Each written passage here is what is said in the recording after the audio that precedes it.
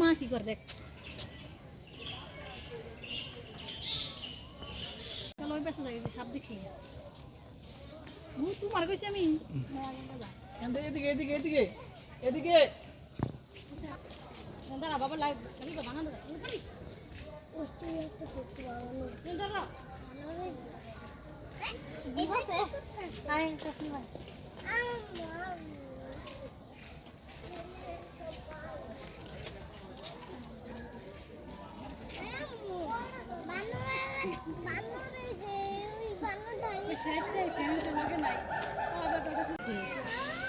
এটা ব্যায়াম করে